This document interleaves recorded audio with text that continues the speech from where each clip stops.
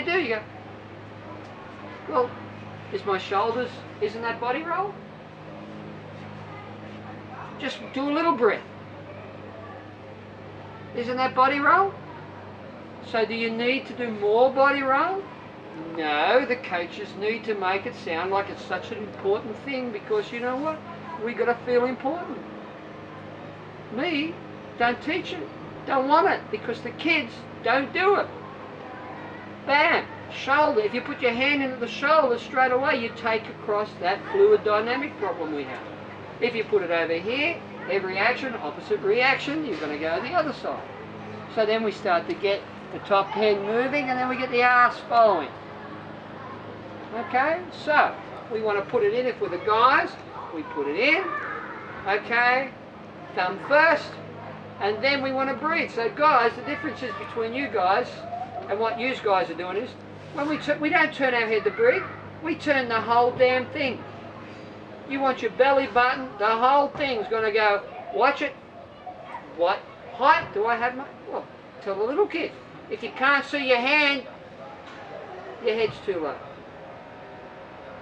So you go, oh, like that? Yeah, can you see it? Yeah. Now what do I do? When you see your hand, breathe. Again, it's just a method of teaching. You can't see your hand, your head's too low. So that's a 3-for-1. So there it is, at my shoulder, there it is, fluid dynamic, because I'm on balance. I see it, so my head's in the right spot, and then I roll. And then that just, we'll see how that just extended, guys, on its own. Your problem is you're diving in going, if we just wait that little bit, then I don't care what you do with this one. I don't care if you shut it like a fist and go, BAM! Okay? This one's the guide. If you see a bowler come in and play cricket, goes up, and then this one whack. McGrath. Steve Bayliss improved 7 minutes because I showed him how to play cricket. I said, I don't care. He said, but straight up. I said, straight as you want, Steve. Yeah, but Steve, can you play cricket? Yeah, used to be fast bowler. That's all it is. Put it in, bam. Put it in, bam. Went from 55 to 47.5. Everybody calls him talented swimmer. 2 beat, no legs, twisting. Only bloke looks worse is Harry Wilshire. What have they both got in common? They lead all the swims, because they're open water swimmers. In the pool, they both couldn't break 30 if their life depended on it. Maybe Harry would go 29.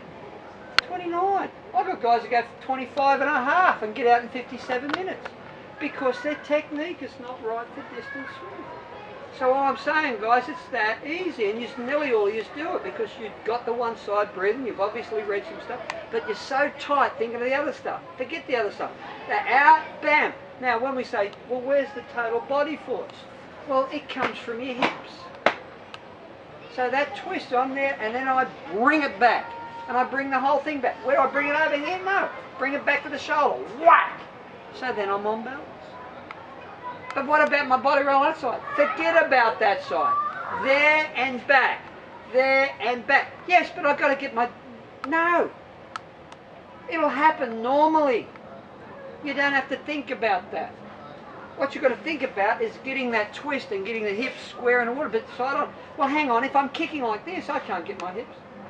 We don't kick like that in distance swimming. It's another furphy. Okay? The guy that just won the 1500, if you look at your YouTube, here's your little homework today, your YouTube. Okay? She'll tell you all about his name. Just have a look at the 1500. You'll be able to see him, because after 400, he's 20 metres in front of everybody else. And if you've got the right commentator, they're saying, oh, but look, he can't kick. He can't kick. Look, he's kicking the back of his leg. Look at that. Isn't that unbelievable? Because his hips are so far around, he actually comes back and kicks the back of his foot.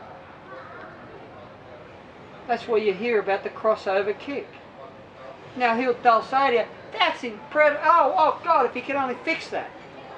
As he's taken 46 strokes of 50 and swimming 58.5 for every 100.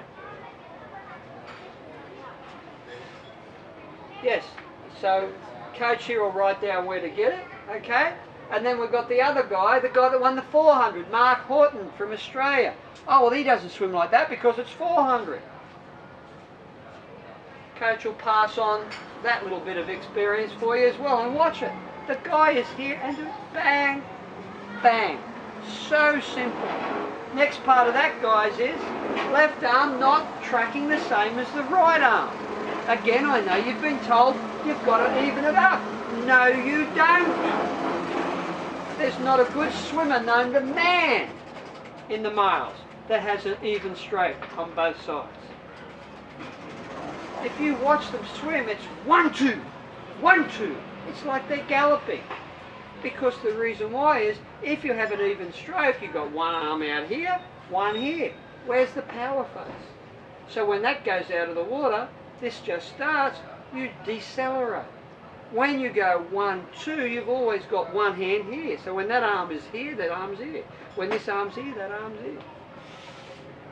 So we go, boom! And I don't care how violent you want to make it. Just don't bring it across your body. Keep it at your shoulders. And that's what we say with the kids, Superman. That is not Superman. You do that and you'll be like this in the water. You be like this and you will have, oh, I can feel that. That's balance. And that's what we want. Here and back. Here and back. Where do we see the breathe fit in? Well, guess what? If you can't see your hand, don't breathe yet. Then when the hand comes in, if I can't see my hand, my head's too low. See, they're all perceptions that kids pick up straight away. Oh, I haven't seen it. I'm not going to breathe till I see my hand. And then, boom, there it is. Breathe. Twist and turn. Okay? Use the hips. Whack. Well, how do we use our hips? If we want to throw a ball, does Tom Brady go back like this and go, or does he go like this? When you watch the tennis players, do they hit the ball like this? When you hear the golfers, they're all using their hips. When you see the good boxers, they turn and you see little Manny Pacquiao, he comes out like, and then you see him go, and the guy gets, and they go up and pick him up, take him out on the trail, and you say, he never hit him, his arm moved that far. And then they show you the replay, and you see his hands here, and you'll see the hips go like this. The hand travels that far, and he breaks the bloke jaw. He threw the punch, but if you watch the hips, he's just given it to him with his thighs. So he hit him in the head with his thighs and his hip rotation. So when he's only little, got not very much power, he's developing huge amounts of power. Throws a punch that big. They go, oh, that's a phantom punch. He's knocked another one out. He doesn't hit them, but they fall over. But if you watch his bottom of his body, you say, my God, that's a violent reaction. And of course, he's in close enough to hit him. He's not standing back there like the other guy's trying to punch. You know, he walks straight in and goes into the war zone, and then go bam, and down you go. So, but it all comes from here. Now, the next thing you guys are going to encounter is going to encounter the physio. So you have to breathe on both sides so you even up your arms. Otherwise, you're going to have very bad injuries. Again, by people who know nothing. I'd blow them away by 2 minutes. I just say, okay, Roger Federer played 160 majors. Okay, 16 years and he missed one. Yes, see how he's injured now. Yes, he got injured washing his kids in the bath because his nanny mustn't have been there or whatever. Or he's trying to play daddy. So he actually got down on his knees, and for 16 years, he's never had an injury. But do you see Roger hit the ball on this side and then switch his arms and go over and hit the ball on this side with his left arm so he's got equilibrium in his body? Or you see Rafa Nadal, who's got an arm on him like this on this arm, and this one's only like this. Played for 20 years on cement. They have a whole lot less injuries, okay, than most triathletes. So if the body imbalance is a big thing, why aren't they all injured? Because their schedule's ridiculous. Okay? They're not injured because that is not a fundamental. I played squash, I was a squash professional. This arm was 1.25 inches bigger than this one. That's what, 3 centimetres or whatever. And I'm only a little guy. I got, well, you never see it again because I hide it because it looks so good. I don't want the women that chase me. I'm married now. But I used to have a 6-pack, but they were like that. So I used to have one here, one here, one here, one here, one here, one here when I bought, because of my squash days. So one side of my body was more developed, but I didn't get injured. So really breathing on the one side is not going to injure you, fellas. Okay? What injures you is when you impinge your shoulder, because instead of putting it in the shoulder, you put it over here. So it's an impingement. Then I drop my elbow, it's an impingement. If I go in like that, I don't care if you turn your arm over like that, you can't get a shoulder injury. When I've had physios say that to me, I go, God, you know, if you want another athlete of mine to come here, stop talking that shit. I said, because I've seen people go watch baseball for Christ's sake. It's just wrong. But they've got a theory, and they read it because someone wrote a paper on it. Okay, but I've seen, as I told you, I've seen Kieran Perkins hit the water with his elbow. You don't see Kieran's pictures all over the place. If you go see the 1992 Olympics, I haven't even looked at it, but then have a look at the 1992 Olympics, because you'll see him again out in front. And back, when you go, and he looks like he swims like he's got spaghetti arms. Spaghetti arms. And he's so weak, his mother used to carry his bag to training. Because I know I used to train him for 12 to 13. He was the last swimmer I had before I retired. Because they're different. They're producing the power in the water, not out of the water. They're recovering out of it. So that's the important thing about the technique. The women's technique, as I said, I just want to talk to you privately. We've already started to have our talk, yeah? We've been trying to get it right. I still think it might be better if we stay flat in the water like the board paddlers. The girls, if you look on my website, you'll see that I put in the number 3 to my swim talk. And I showed, I didn't put any swimmers in. I put board paddlers in from Australia. Because, see, they're doing exactly the opposite to what you were told. So the board paddlers in Australia, and those boards, by the way, are going around 55 seconds per 100, and they paddle for like a K. And they're laying down on the board, anybody been in Australia, and their hands are going in here. The board's this wide, so they can't put their hands under their body, so they're just doing this. And they're flying along. Why are they flying along? Because they're producing the power? No. They're flying on because the board is so fluid dynamic. And so they're putting their arm in short. They're not stretching it out, trying to put my arm up here and do this. They're putting it in here, accelerating it back. In here, accelerate it back. Okay? So that's what I'm trying to get across to the women swimmers. Stay flat. Yes, but I'm flat, but then my stroke's wrong. No, because when you breathe, you go like that. So with some of the girls here, what I've said is keep it flat, okay, drop it in short, and press back. Now if you breathe every stroke, you tend not to finish the press off. Because 90% of all you women are trying to get your elbows out of the water, so you know, because that's important. If you see Nicola swim, there's no elbow bend. You say, well, she's got 2 straight arms. So, okay, but she's flat on the water. And when we do our hips, well, don't we do hips? Yes, we do hips this way. The guys do it sideways, we do this way. Because when we get our hand here, if we're down in the water like this, then we and we push this arm back, push it back, push it back. But most women never get in that spot. Because by the time they come from over here, because I'm dropping my elbow, because they tell me to put my hand in my nose, so then they pull it back to here, and then all of a sudden they've got to get a high elbow, and they pull their elbow out. Where really, this part of the stroke is the most important part of the stroke. So then if you breathe once, and then miss one, people go, well, why do you want to miss the breath? Well, I tell you what, because when you miss the breath, then you're going to get 2 good strokes where you're going to think about pressing the arm back. So it's breathe, boom, and then it's 1, boom, boom, boom, boom, breathe again. So it forces you to think about the back end of your stroke. All the training that's done, ladies, is talking about the front end of your stroke. And all I can say to you is this is set up. That's all it is. If I'm deep in the right position, and then from there, my push, boom! Not, oh, I've got to take it out, because I've got to get a high elbow. It should be from here, if I'm laying on the water, it's from here to there. Bang! For the females. Okay? It doesn't have to be strong, it has to be accelerated. So that's what we're trying to get. Now, if you've got a nice high wetsuit, which we all got, you're going to get that. Okay? You don't need the legs. You don't need the legs. If a wetsuit, if you kick in a wetsuit, it's detrimental to your pace. So when I say, well, yeah, but I've got to kick, I say, hang on, I kick a lot. No, you can kick, but it's about balance. Okay? It's not going to make you faster because, as I said to you in the last talk, that the whole idea of swimming is we kick to get height in the water. So don't really worry about it.